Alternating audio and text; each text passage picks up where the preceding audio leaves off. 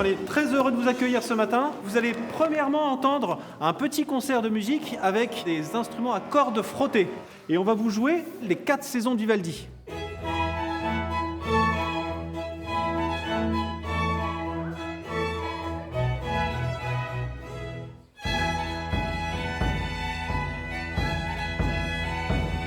Ce moment, aucun doute, les enfants s'en souviendront. 2 des plus célèbres concertos de Vivaldi, le printemps et l'automne, au plus près des musiciens, dans le salon VIP du Zénith de Rouen. L'aboutissement d'un rêve pour son directeur. Car parmi ses élèves issus de plusieurs classes de la métropole rouennaise, seuls quelques-uns avaient déjà assisté à un concert ici.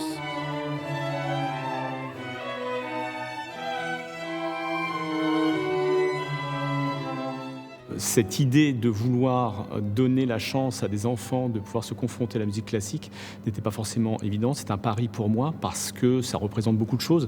Ça représente l'accès à une certaine culture aussi que tout le monde ne peut pas forcément avoir et on leur donne cette chance. Le projet des secrets de l'orchestre a donc été pensé pour démocratiser la musique classique.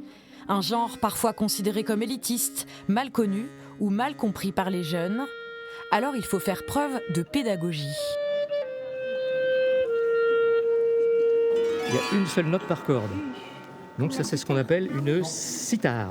L'association L'Espace Musical intervient pour faire découvrir aux enfants la diversité des instruments de musique. La Haute-Normandie compte 278 orgues du XVIe siècle au XXe siècle. Avec parfois quelques raretés.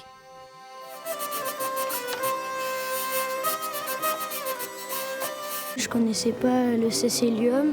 Je savais pas que le saxophone c'était de la famille des flûtes. Et je savais pas que l'orgue, il y avait plusieurs instruments dedans. Et à travers ces ateliers, ce sont aussi des générations qui se confrontent avec des goûts musicaux parfois très différents. Vous écoutez quoi d'habitude comme musique ? Gims. C'est vrai? Gims et Soul King. Du rap. Tu rap? T'écoutes qui en rap? Nino. S'ils écoutent du rap, on va dire tant mieux. L'idée, c'est de partir de qui ils sont, de leur culture, pour qu'ils puissent s'approprier notre culture, enfin, donc celle qu'on leur propose. Quel que soit le style musical, finalement, quand on a envie de le faire passer et puis qu'on a une sorte de respect de l'auditeur, on arrive à se faire entendre, on arrive à communiquer et puis à procurer un plaisir d'écoute dans la musique. Un plaisir d'écoute qui se vit encore plus intensément en direct. Il ne reste plus que quelques jours à ces écoliers pour maîtriser les chansons à la perfection.